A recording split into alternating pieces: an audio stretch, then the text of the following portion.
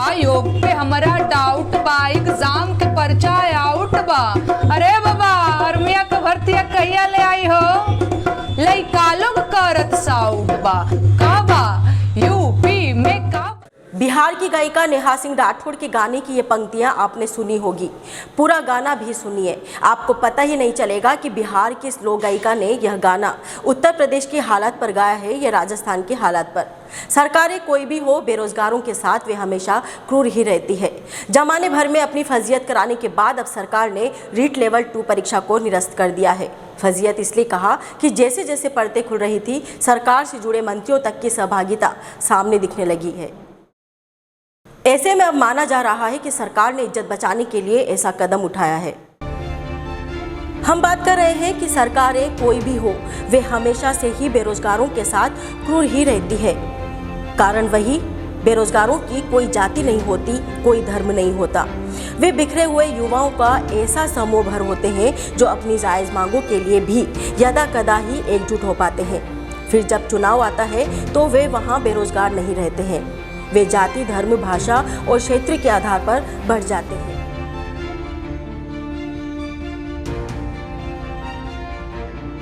राजनीति लोग इसका बखूबी लाभ उठाते हैं और युवा यही ठगे जाते हैं। इसलिए यह भी जरूरी है कि युवा अगर बेरोजगार है तो वे चुनाव में बेरोजगार ही बनकर राजनीतिक दलों से सवाल पूछे, जाति धर्म के बहकावे में न आए।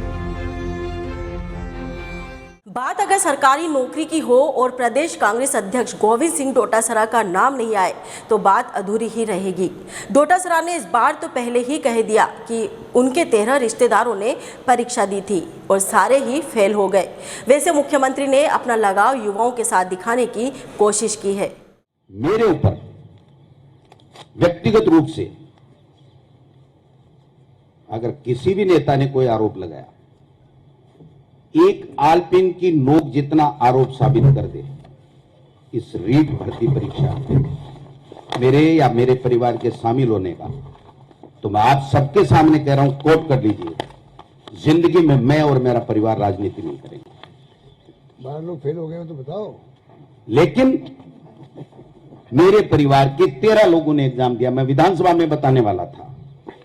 मेरे परिवार के 13 लोगों ने एग्जाम दिया, 13 में से एक भी पास नहीं। इनको शर्म आनी चाहिए।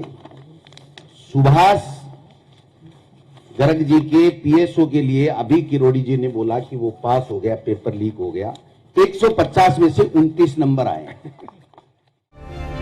मुख्यमंत्री ने सोमवार को प्रेस कॉन्फ्रेंस में कहा कि पूरे देश में भर्ती परीक्षाओं के पेपर लीक हो रहे हैं। यह देखने की जरूरत है कि पेपर लीक क्यों हो रहे हैं, इसे रोकना चाहिए। पूरे देश में पेपर लीक करने वाला गिरोह सक्रिय है। गहलोत ने कहा कि पेपर आउट होने के हालात चिंताजनक है। महंगाई के बाद रोजगार की हालत विस्फोटक बनी हुई है। बिहार में ट्रेन जला दी, बहुत सालों बाद ऐसा हुआ। यह सरकारों के लिए अच्छे संकेत नहीं है। नौकरी मिल नहीं रही, इन्वेस्टमेंट नहीं आ रहा। जब इन्वेस्टमेंट नहीं आएगा तो प्राइवेट सेक्टर में नौकरी कैसे आएगी? हम सरकारी और प्राइवेट सेक्टर में नौकरी देने का प्रयास कर रहे हैं। एग्जाम के बाद में जब जो पेपर लीक की खबर आई, इमीडिएटली एसओजी को केस दिया गया, एसओजी केस दिया गया। और आप देखिएगा अभी माहौल पूरे कंट्री में बना रहा है, किस प्रकार पेपर लीक हो रहे हैं, ये क्यों हो रहे हैं, ये नौबत क्यों आ रही है। इस पर भारत सरकार को सोचना चाहिए, राज्य सरकार को सोचना चाहिए, नौबत क्यों आ रही है कि बच्चे जो हैं वो ज्ञान बना करके पेपर आउट करने के षड्यंत्र में लग जाते हैं। ये नौबत क्यों आई है, उसको ठीक नहीं आ सकता, वो अलग इश्यू है। ये जो हालात बन रहे हैं ये बहुत ही चिंताजनक स्थिति है, क्योंकि वैसे भी रोजगार के लिए आज देश में महंगाई के अलावा, महंगाई के बाद में रोजगार की स्थिति विस्फोटक बनती जा रही है, विस्फोटक। जो बिहार में देखा आपने, ट्रेन जला दी गई अभी, सालों बाद सुनते हुए ट्रेन जलाने की नौबत भी आई है। ये शुभ संकेत नहीं है पूरे देशवासियों के लिए, देश के लिए और सरकारों के लिए भी। राजनीति बातों को ज़्यादा गंभीरता से लेने की जरूरत नहीं है। मैं तो आपको छोड़े जाती हूँ संसद में दिए राजड़ी के सांसद मनोज झा के इस बयान के अंश के साथ, जो उन्होंने कुछ दिनों पहले ही संसद में दिया। बात मौके की है, सुनिएगा जरूर।